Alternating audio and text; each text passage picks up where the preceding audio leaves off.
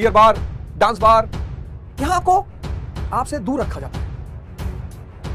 जितनी देर आप खुद से दूर रहते हो आपको बड़ा आनंद आता है। आज की जो दुनिया है यही कलयुग है, कलयुग। इसलिए अब वो समय आ गया है, एकदम आ गया है। अगर समाज को, राष्ट्र को, दुनिया को बचाना है तो अब शिक्षित होने के साथ साथ दीक्षित भी होना पड़ेगा। फिजिक्स के साथ साथ मेटाफिजिक्स भी पढ़नी पड़ेगी। नियम अलग है, घबराने की कोई जरूरत नहीं। प्रयास तो करिए। एक कदम भी अगर आपने कायदे से रख लिया, आने वाला जीवन बहुत अच्छा है।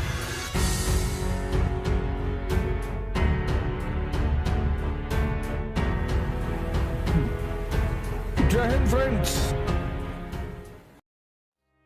जय हिंद फ्रेंड्स। सदगुरु भगवान महाराज अड़गड़ानंद के चरणों में सादर चरण स्पर्श। आशा करता हूं कि आप सब लोगों ने इस शो को अपनाना भी शुरू किया होगा। देखना तो बहुत अच्छी बात है, अपनाना। जितनी उठापटक परेशानी चल रही है आज संसार में, खासकर भारत में, आप देखो, आप गौर से अपने समाज में देखो, डिप्रेशन बढ़ गया, तनाव, नशा बढ़ गया,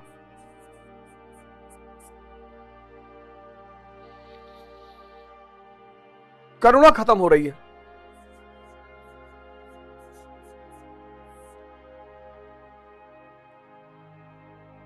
भाईचारा खत्म हो रहा है। सब एक अलग डायरेक्शन में दुनिया जा रही है। इसकी वजह क्या है? इसकी वजह सिर्फ एक है कि आप पूरी तरह से इन चार शक्तियों के प्रभाव में आ गए। मैं के प्रभाव में आ गए, सिर्फ मैं, दुर्योधन। आप अज्ञानता के प्रभाव में है, धृतराष्ट्र। आप भ्रम के प्रभाव में है, भीष्म। आप आसक्ति के प्रभाव में है, अश्वत्थामा।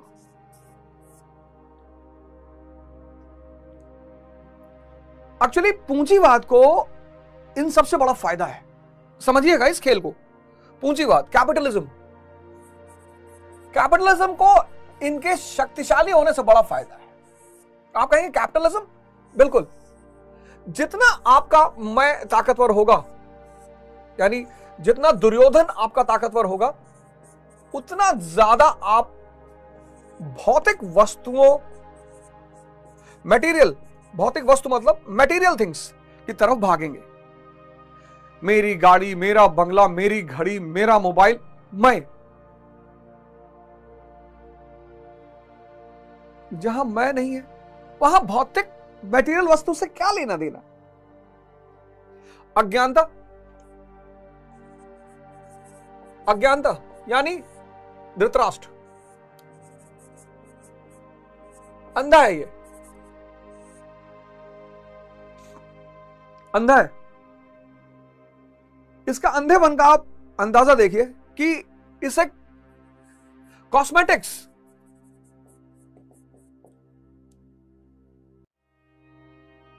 कॉस्मेटिक्स, मेल फीमेल दोनों, बाहर से सुंदर दिखना है किसी भी कीमत पे, अंदर चाहे कुछ भी ना हो, है ही नहीं।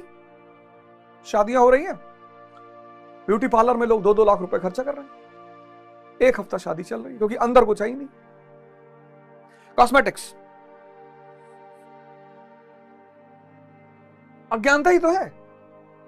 कॉस्मेटिक्स के प्रति इतना लगाओ।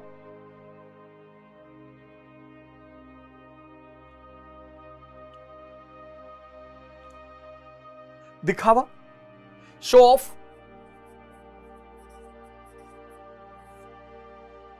बाहर का दिखावा। फिर आप देखो भीष्म, भ्रम,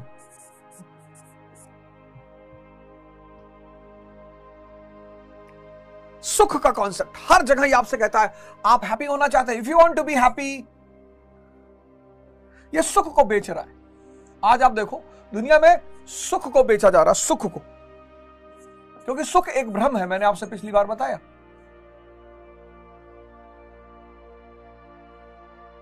बड़े बड़े वाटर पार्क्स, बड़े बड़े झूलों के parks, club, beer bar, dance bar, यहां आपको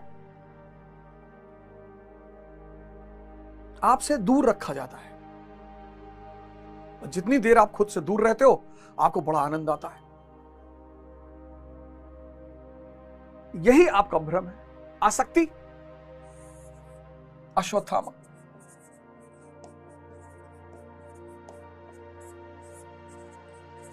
ये सारी फोर्सेस कैपिटलिज्म को बड़ा सपोर्ट करती है, पूंजीवाद को बड़ा सपोर्ट करती है। इसलिए पूंजीवाद चाहता है कि ये शक्तियां कभी कमजोर ना होने पाए, दुर्योधन कभी कमजोर ना होने पाए।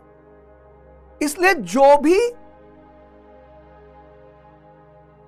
इन शक्तियों को कमजोर करने की कोशिश करेगा, वो पूंजीवाद का दुश्मन हो जाएगा। और कौन कमजोर करेगा? संत और महात्मा कमजोर करेंगे। ये आपको बताएंगे कि साहब आप इनकी वजह से परेशान हो। कितने लोग हो आप जो अच्छा खाना खा रहे हो, अच्छा कपड़ा पहन रहे हो, लेकिन आप संतुष्ट नहीं हो, खुश नहीं हो। अब इन संत महात्माओं ने आपसे कहा कि साहब हम आपको एक अस्त्र दे रहे हैं, ध्यान, यानी द्रौपदी।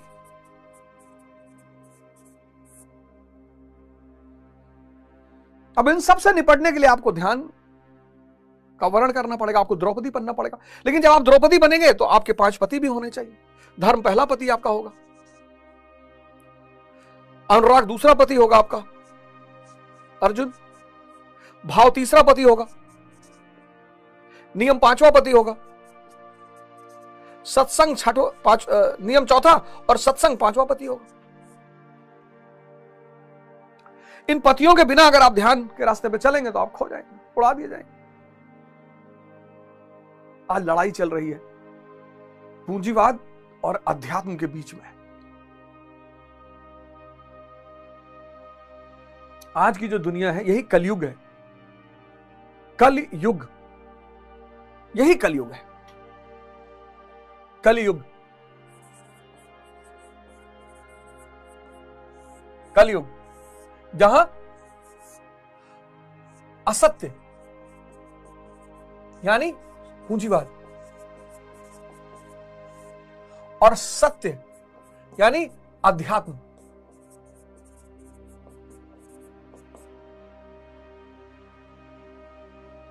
इनके बीच संघर्ष चल रहा है। और जो भी ध्यानी नहीं है वो सब परेशान है, कितना भी पैसा हो, कितना भी। मैं तो देखा ना एक से एक लोगों को, पैसा, स्त्री, गाड़ी, मकान सब है, लेकिन जिसके पास ध्यान नहीं है वो परेशान बहुत है। गाड़ी खाओगे, स्त्री खाओगे, पुरुष खाओगे, मकान खाओगे, पैसा खाओगे,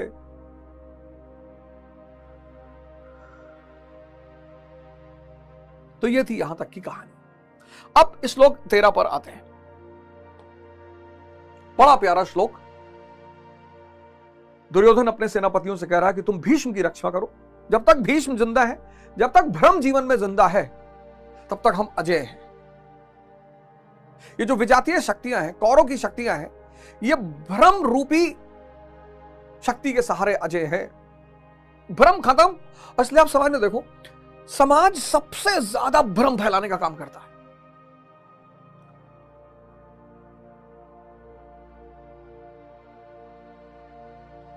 क्योंकि भ्रम फैलाना बहुत आसान, और वो भी अपरिपक्व मन में। आज धर्म को लेकर आप देखो क्या समाज में हाहाकार मचा हुआ है। लोग कह रहे हैं हम धर्म माने, धर्म पाखंड है। ये संत महात्मा पाखंडी हैं। खाओ पियो मौज मनाओ, कब तक? जब तक इंद्रियां मजबूत हैं तब तक। 60 साल के बाद अगर 20 साल जिंदा रह गए कमजोर इंद्रियों के साथ, तो ऐसा घुट घुट के मरोगे। और उस 20 साल में अगर 2 साल आईसीयू में पड़े रह गए, अरे बाप।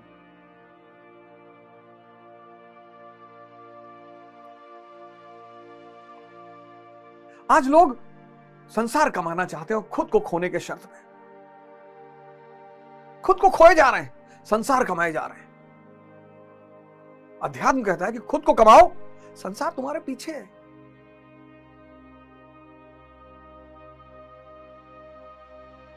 सन्यासी होने से संसार छूटेगा नहीं, ये बात याद रखना।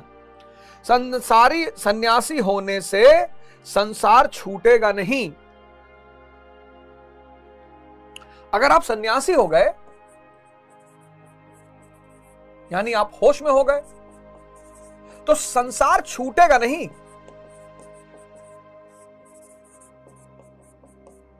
ये बहुत बड़ा भ्रम फैलाया गया, सन्यासी हो गए तो संसार छूट जाएगा। ना, बिल्कुल नहीं छूटेगा। संसार का भ्रम छूट जाएगा।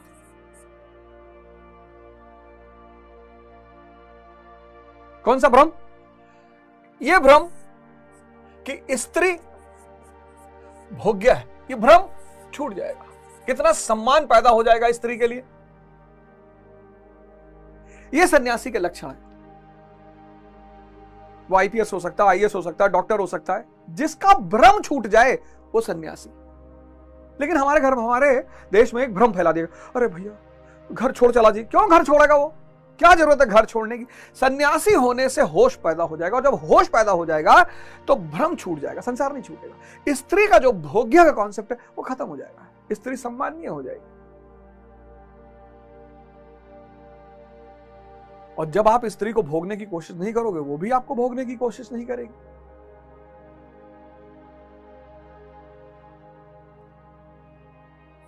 संसार कमाना है ना, स्व को कमाना है। स्व, संसार तो स्व के पीछे।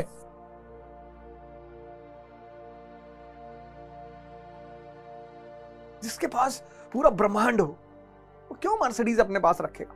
जरूरत है तो वो भी रख लेगा। अड़गनाथ महाराज है, आप उनके आश्रम आइए, उनके नाम से 1 रुपया नहीं है। बरचर में आश्रम, पालघर में आश्रम, छत्तीसगढ़ में आश्रम। कोई मर्सिडीज दे गया, कोई रेंज रोवर दे गया, उनका कुछ भी नहीं है। उनका सिर्फ स्व है, परमात्मा। एक यथार्थ स्वीट हाउस है इलाहाबाद में, वहां पे एक लड़का बैठता, मोहित। उसको बीमारी हो गई थी, नसें फट जाती थी अंदर ही अंदर, कोई दवा हुआ कोई काम नहीं कर रहा था। तो गया वो महाराज जी के सामने, लेट गया। महाराज जी कहे कि हटाओ यार इसको। वो लेट गया, बच्चा था, लेट गया। तो 2 डंडा मारे उसको।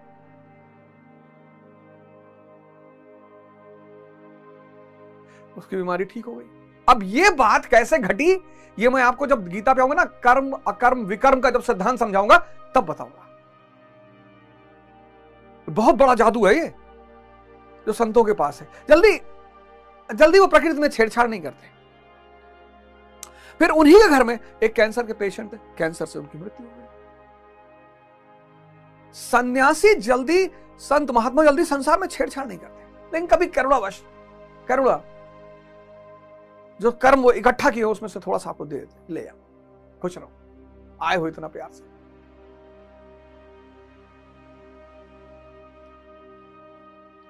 सन्यासी होने से होश पैदा हो जाएगा, होश होने से संसार छूटेगा नहीं, भ्रम छूट जाएगा। अब दोनों सेनाएं इकट्ठा, आमने सामने।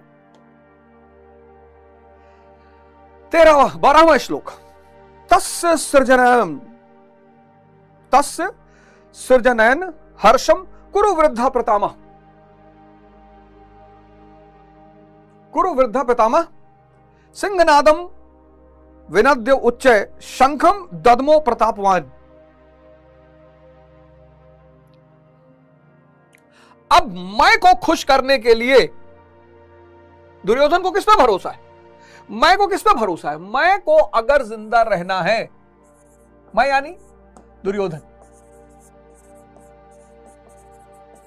अब दुर्योधन जानता है कि अगर मुझे जिंदा रहना है तो भ्रम का जिंदा रहना जरूरी है, यानी भीष्म सबसे वृद्ध है, पितामह, अंतिम तक रहता है भ्रम, मैंने बताया, और जन्म जन्मांतर तक लोग इस भ्रम के शिकार हैं। हम सब अपने अगल बगल कितनी मौतें देखते हैं, कभी कभी घर में भी देखते हैं, घर के बाहर देखते हैं, लेकिन शायद ही कोई बिरला होगा जिसको इसका एहसास होगा कि यार एक दिन मैं भी चला जाऊंगा, शायद।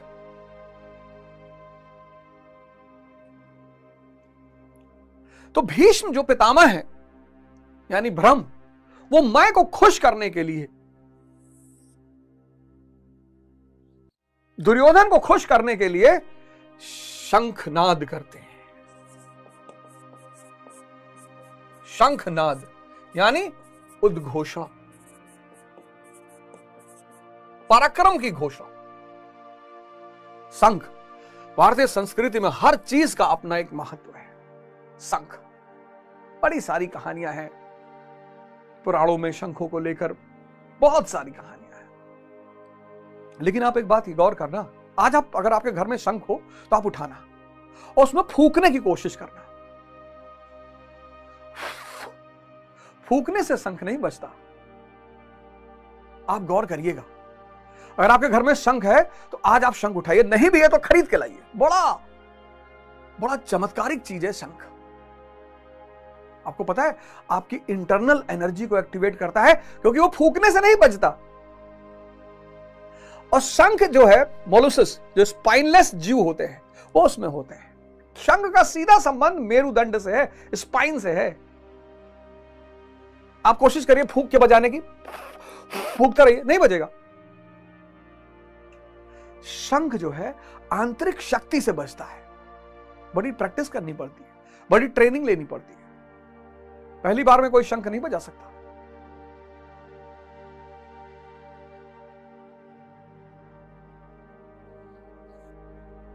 भारतीय संस्कृति में जो भी चीजें कहीं जुड़ी हुई हैं, नंदी मंदिर के बाहर बैठे हैं। आप जाओ किसी शिव मंदिर में, आप देखोगे भगवान अंदर, नंदी बाहर, और नंदी बाहर बैठे हुए हैं। प्रतीक्षा, धैर्य। भगवान को पाने का बस एक ही सूत्र है, धैर्य। इसीलिए तो ध्यान करना संभव नहीं हो पाता। लोग पूछते हैं ध्यान में करना क्या है? करना ही तो कुछ नहीं है। हम हर चीज करने के आदी हैं। बस दुनिया में एक ही चीज है जिसमें कुछ करना ही नहीं। अब 99 चीजें करना है। प्रेम करना है, पढ़ाई करना है, लड़ाई करना है, पूजा करना है, सब करना है। ध्यान, बस बैठ के प्रतीक्षा करना है। वो बैठना ही चुनौती है।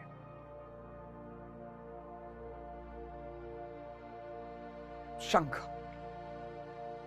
उद्घोषणा किसकी? शक्ति की। शंख सांस से नहीं बजेगा, शक्ति से बजेगा। आज आप ट्राई करना, आज आप कोशिश करके देखना। तो सिंहनाद,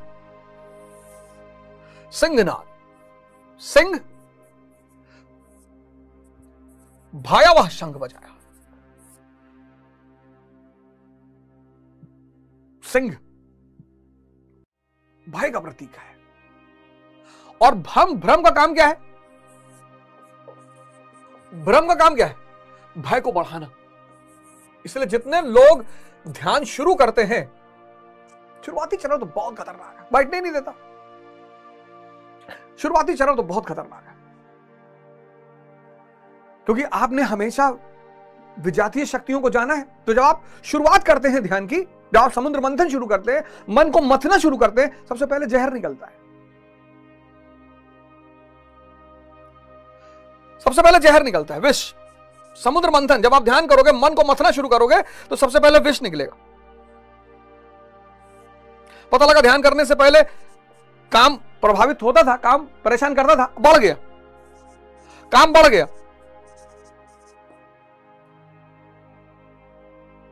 क्रोध बढ़ गया। इसलिए पहली बार में आदमी बहुत घबरा जाता है कि ये क्या हो रहा है यार। इसी में 90% लोग ध्यान मान छोड़ देते हैं, अरे जाए दो यार, फालतू में है जो है।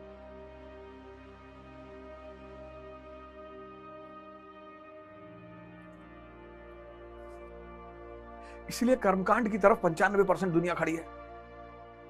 कुछ करना ही नहीं, दूसरा आदमी आपके लिए कर रहा है, पुरोहित। इसीलिए पुरोहित की सत्ता को कोई कभी चुनौती नहीं दे सकता। पुरोहित, चाहे वो हिंदू हो, चाहे मुसलमान हो, चाहे ईसाई हो, चाहे सिख हो, पुरोहित कहता है कि तुम कुछ मत करो। और जब तुम कुछ नहीं करोगे तो तुम विष भी नहीं झेलोगे, और विष नहीं झेलोगे अमृत भी नहीं झेलोगे, तुम्हें दोनों नहीं मिलेगा। लेकिन जब तुम खुद करोगे,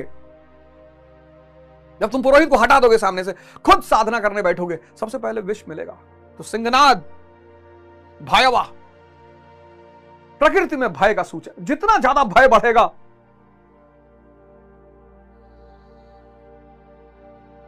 विजातीय शक्तियों का काम ही है, ब्रह्म का काम है भय को बढ़ाना।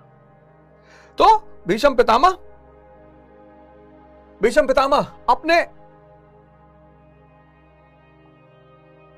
दुर्योधन को खुश करने के लिए सिंहनाद भयावह शंखनाद करते हैं। और भ्रम अगर भय को बढ़ा देगा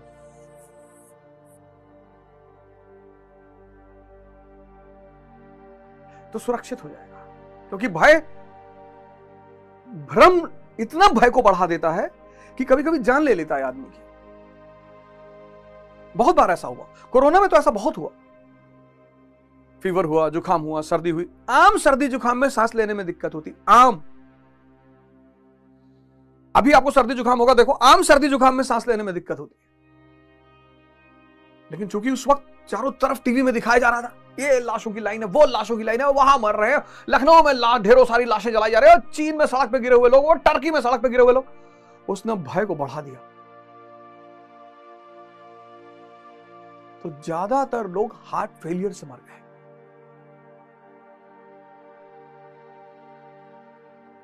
तो भ्रम का काम है भय की वृद्धि। 13वां श्लोक। तो अब शंखनाद हो चुका है, भ्रम ने सिंहनाद करके भयावह भय का माहौल क्रिएट कर दिया है। और भ्रम की सबसे बड़ी ताकत है भय। 13वां श्लोक।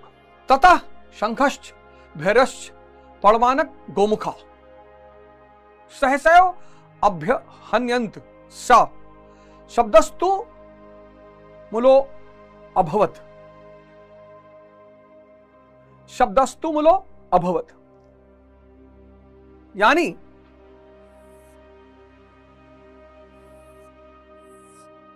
शंख, नगाड़ा, ढोल,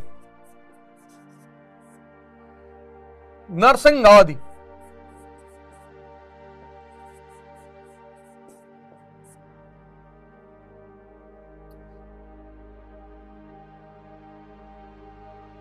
सरस्वती जी वीणा लेके बैठी हैं, और वीणा अगर आप सुनने के आदी हो जाएं,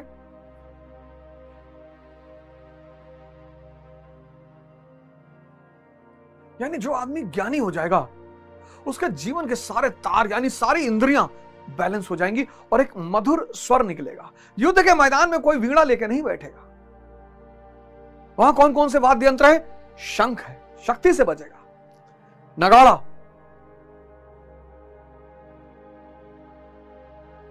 ढोल, नरसिंह आदि, और इन सब का ये विजातीय शक्तियां हैं। कौरव, और इन सब का काम है भय को पैदा करना। क्योंकि अगर ये भय पैदा ना करें तो बचे कैसे?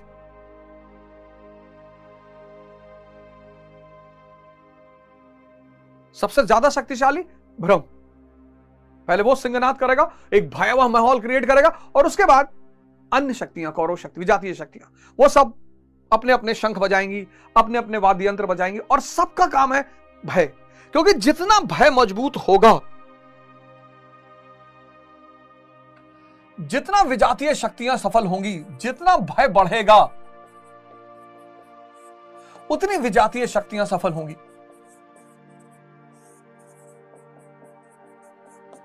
अभी आप देखना, अर्जुन इतना भय का शिकार हो जाएगा,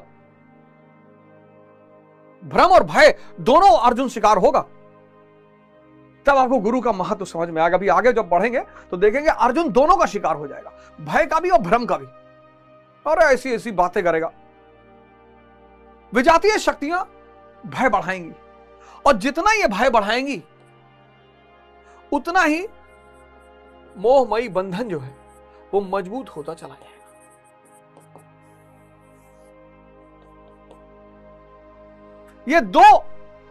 ये जो बाहरी शक्तियां हैं, ये दो चीज पे काम करती हैं, एक भय पे, एक भ्रम पे।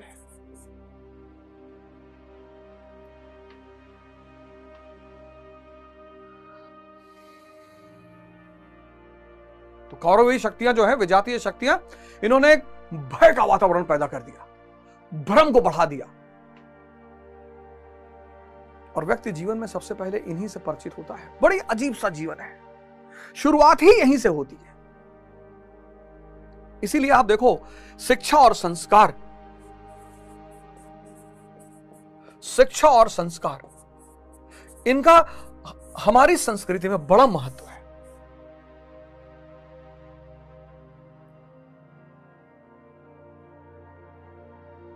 आज जो हमारे स्कूल्स हैं आज, और खासकर मिशनरी स्कूल्स, ये बाह्य शिक्षा बहुत अच्छी दे रहे हैं। बाह्य जो आउटर एजुकेशन है, बाह्य शिक्षा, वो ये बहुत अच्छी दे रहे हैं, बहुत अच्छा पढ़ा रहे हैं, इंजीनियर बना दे रहे हैं, डॉक्टर बना दे रहे हैं, आईएएस बना दे रहे हैं। लेकिन आजा इंसान फेल कर दे रहा है। क्यों? क्योंकि शिक्षा और संस्कार अब इनके उसका हिस्सा नहीं है। इसलिए जो गुरुकुल की शिक्षा थी, गुरुकुल 1835 के बाद मैकाले ने कहा, इन गुरुकुलों को खत्म कर दो। अगर गुलामी को बढ़ाना है तो इन गुरुकुलों को खत्म कर दो, क्योंकि गुरुकुल में संघर्ष। आज आप देखो, बच्चे जो हैं छोटे छोटे, नर्सरी से क्लास 12 के जो बच्चे हैं, इनको सिर्फ पढ़ने के लिए कहा जा रहा है। पढ़ना है और नौकरी करना है। अब ये 5 से लेकर 15 साल की जो उम्र है, यहां पे व्यक्ति का निर्माण होता है, यहां पे वो सिर्फ पढ़ रहा है, पढ़ रहा है, पढ़ रहा है, पढ़ रहा है। और ये उम्र का वो दौर है जब उसके जीवन में संघर्ष नहीं है। जैसे ही वो 15 साल प्लस स्कोर क्रॉस करेगा, 16 प्लस क्रॉस करेगा,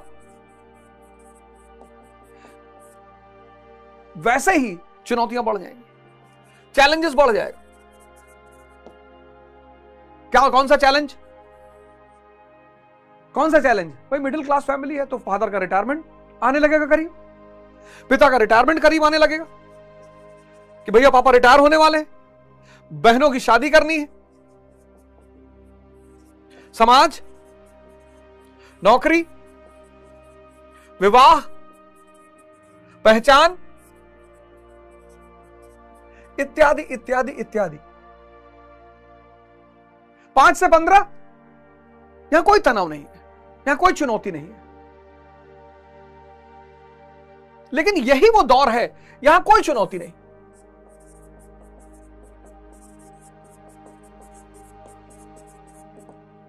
लेकिन यही वो दौर है जब हम व्यक्ति को संस्कार दे सकते हैं, ध्यान का संस्कार, योग का संस्कार। हम फालतू वाली बातें ना करें कि बेटा झूठ मत बोलना, बेटा ये मत करना, ना। हम ध्यान का संस्कार दे सकते हैं, हम योग का संस्कार दे सकते हैं। मैं तो भारत सरकार से कहता हूं कि अब विलंब के ही कारण स्वामी, शिक्षा तो स्टेट विषय है, अब विलंब के ही कारण स्वामी। जब आपको पता है कि यह दौर में कोई चुनौती नहीं और संस्कार का दौर है, फर्जी संस्कार नहीं, फर्जी संस्कार नहीं, फर्जी संस्कार होते हैं जो बाहर से दिखने में बहुत अच्छे लगते हैं पर अंदर कुछ नहीं होता। संस्कार अंदरूनी घटना है।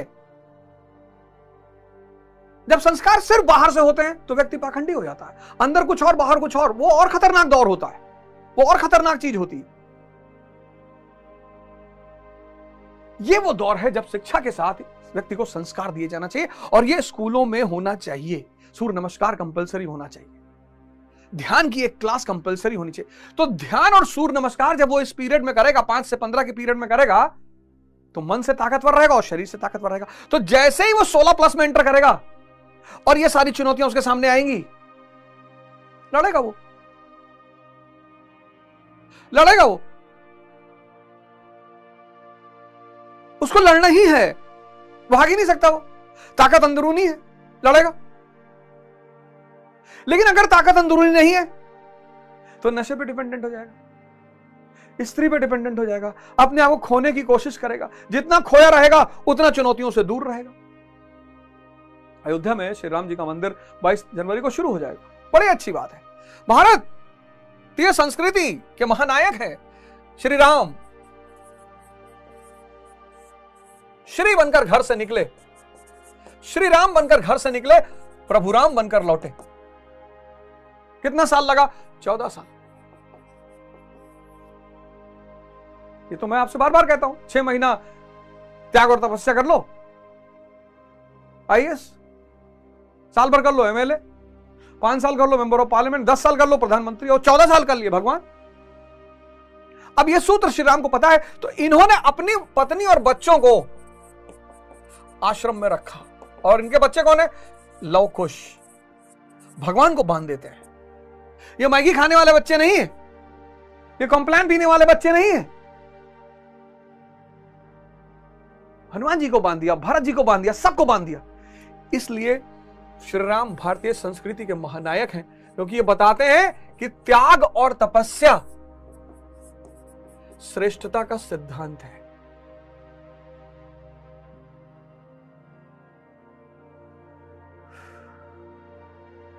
आज इस पूंजीवादी दौर में कोई कहता, अरे भैया हमने साइंस पढ़ा है, हम फालतू चीजों के चक्कर में नहीं पड़ते।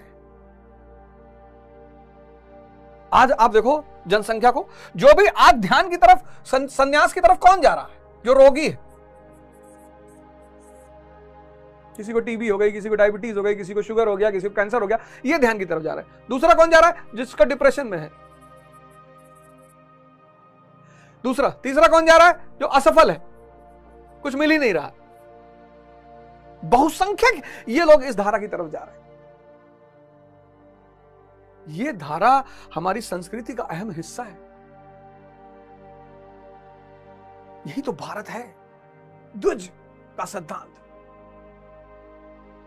हर व्यक्ति शूद्र के रूप में पैदा होगा, निम्नतम स्तर पर होगा, हम उसे ब्रह्म बनाएंगे, यानी ब्राह्मण।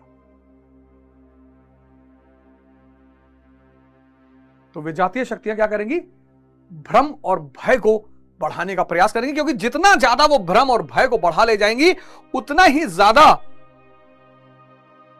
मोहमयी बंधन मजबूत होता चला जाएगा। तो मैं कह रहा था कि आज इस पूंजीवादी दौर में जिन लोगों ने पढ़ लिया,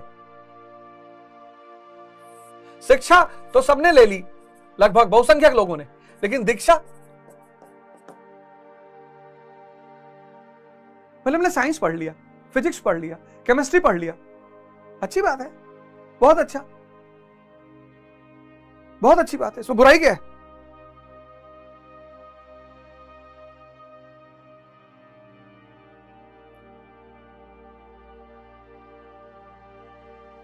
पान की दुकान है, जिन्होंने अपनी दुकान में टीवी लगा रखी है, उस पर ऐड चलता रहता है, तंबाकू से कैंसर होता है, और पढ़े लिखे लोग, अच्छे पढ़े लिखे, वहीं खड़े होकर सिगरेट जलाते हैं। क्यों? शिक्षित हैं, दीक्षित नहीं है।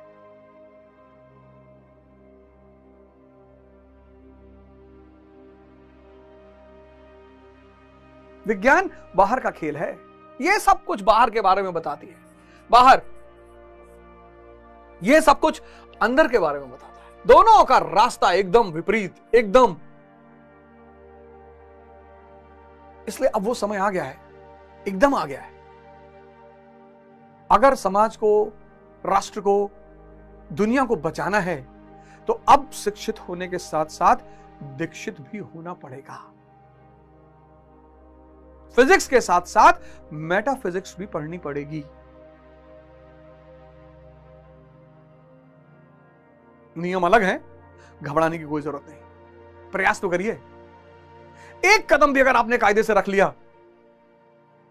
तो आने वाला जीवन बहुत अच्छा हो जाएगा।